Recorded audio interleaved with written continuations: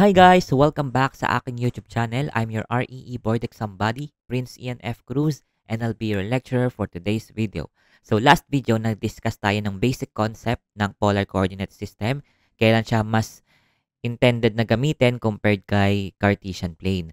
So ngayon, ang focus ng video na to, more on discussion ng mga formulas kung paano mag-convert from polar to Cartesian or Cartesian to polar. So, paano tayo mag-convert ngayon? So, ito yung formula niya. If you want to convert polar to Cartesian, ito siya. Tapos Cartesian to polar. So, actually, madali lang naman siya tandaan, ano? Kasi, for example, last video, ito yung ating radius. Kung sa rectangular to, paano natin siya pinaplot? Diba? Pag ganyan siya, mag-move ka muna ng x, tapos mag-move ka muna ng y. So, para ka nang ito yung y, diba? Ito yung x. So, halimbawa, Cartesian to, no? So, tapos ito yung r, diba? Kasi radius siya. Distance from the pole dun sa point. Tapos ito yung angle. So, diba? Naka-form tayo ng right triangle. So, ganun ulit. Ito yung hypotenuse. So, r squared is equal to x squared plus y squared. So, dun nang galing yan. Dun nang galing ito. Yan. Tapos, yung theta naman, para ma-compute natin yung theta, gagamit tayo ng SOHCAHTOA. Diba yung TOA doon, tangent is equal to opposite over adjacent. So, tangent theta is equal to opposite, which is yung y, over adjacent, which is yung x. So, dun din ito nanggaling. So, kung familiar kayo sa mga ganun, madali nyo na lang itong makakapisa. So, okay. So, tapos, itong polar to Cartesian naman, ano lang yan. Actually, dun din sa triangle lang galing. Diba? So, SOHCAHTOA nga. Lagi ko ulit dito. This is x, this is y. Theta, tapos this is r. Yan. SOHCAHTOA. So, gamitin naman natin yung cosine. Cosine theta is equal to adjacent over hypotenuse. So, ano ba yung adjacent natin? X. Ano ba yung hypotenuse natin? Yung r. Yan. Tapos, multiply ko both sides by r. Mangyayari, r cosine theta is equal to x. So, eto na yon, 'di ba? Yan. So, kung yun nga, yung familiar kayo sa mga trigo, kung master niyo yung trigo, madali niya lang itong makakabisa. Actually, kapag maano kayo sa trigo, di niyo na to kailangan kabisaduhin talaga. Yan. So, sa sine, kayo na lang yung mag-try dyan, no? Ganun din. Basta, ito yung gagamitin natin. Opposite over hypotenuse. Ayan. So, first question tayo. Find the polar equation of the circle with radius A is equal to 3 halves and the center in polar coordinates 3 halves, pi. So, ang gawin natin, ang familiar tayo sa ngayon, di ba?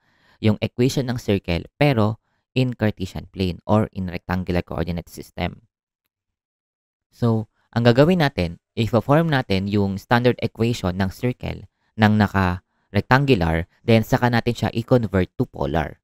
So, para magawa natin yon, kailangan lahat ng meron tayo naka-rectangular. So, etong coordinates na to ng center, naka-polar yan. So, convert natin siya to rectangular. So, meron niyang rectangular na counterpart, no? So, convert natin polar to Cartesian. So, wag muna tayo mag-caltech ngayon. So, gamitin muna natin yung formula. Next problems tayo mag-caltech. Kukunin muna natin yung x. So, ang formula niya, r or cosine theta. So, ano yung r natin? 3 halves. Tapos, cosine, ano yung theta? Pi. So, ang lalabas niya, negative 3 halves. Next. So, ibig sabihin, yung x-coordinate, negative 3 halves. So, doon naman tayo sa y. So, ang formula niya, r sine theta. So, yung r natin, 3 halves. Then, sine pi. So, 0 yan. Kasi sine 180, 0. So, 0 na to. So, meron na tayong center na naka-Cartesian or naka-rectangular. Then, yung radius na binigay, kailangan pa ba nating i-convert to polar? Hindi na. Kasi radius naman yan eh. Radius na mismo. So, 3 halves. So, kunin natin ngayon yung standard equation ng circle. So, x minus h quantity squared, di ba? So, x plus 3 halves quantity squared plus y minus k. So, quantity squared. So, dahil 0 naman to, so y minus 0, so y na lang yan. So, y squared is equal to radius squared. So, 3 halves squared. Ayan. So, ito na yung standard equation ng circle na sa problem. In rectangular. Okay? So, i-simplify muna natin. So, expand natin to. So, gawin natin siyang general form. So, x squared plus 3x plus 9 over 4 plus y squared is equal to, nasa right hand side, 3 halves squared. So, 9 over 4. Yan. Yan na siya. So, itong 9 over 4, lalawang 9 over 4, magka-cancel yan. Yan, magka-cancel yan. So, ano nang natira? So, x squared plus 3x plus y squared is equal to 0.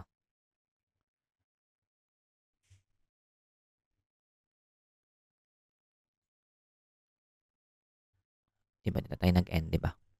So, yan. So, okay na to. Simplified na siya. Kailangan na lang natin siya i-convert to polar. So kung kanina, nag-polar to rectangular tayo, ngayon, rectangular to polar naman. So, gamitin natin to. So, itong x squared plus y squared, familiar siya, di ba? So, pagsamahin natin. Yan. So, sabi dito, sa Cartesian to polar, ang x squared plus y squared ay equal lang sa r squared. So, ang target natin, mawala yung x and y. Kailangan maging r at saka theta lang sila.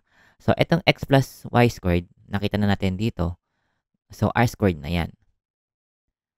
Ngayon, mayroon pang natitirang x. So, tanggalin natin yung x. So, ano natin yung pwedeng ipang substitute? Eto. X is equal to r cosine theta.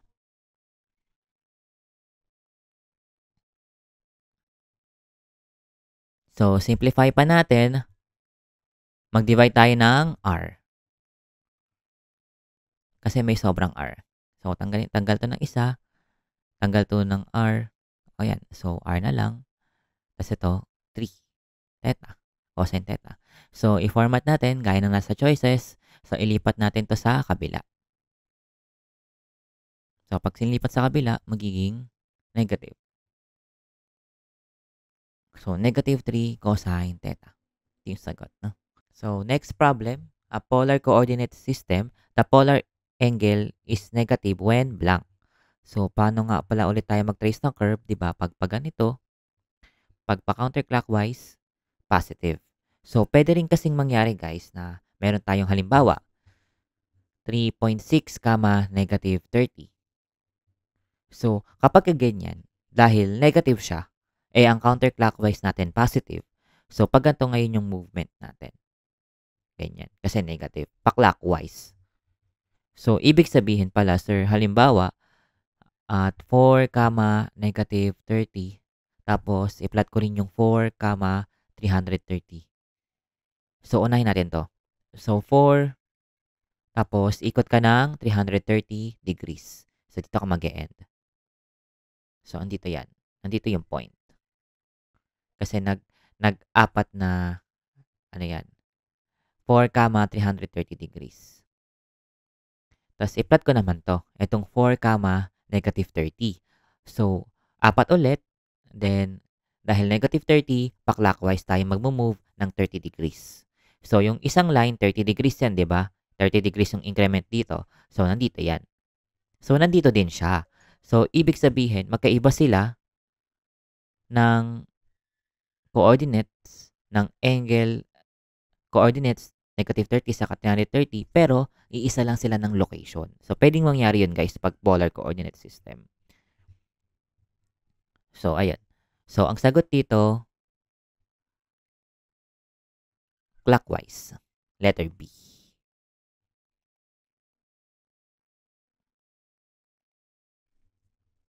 Yan. So, yun lang muna guys for today's video. Sana marami kayo natutunan. Don't forget to like and subscribe and mag-comment ng mga topics and questions na gusto nyong i-discuss natin sa mga future videos.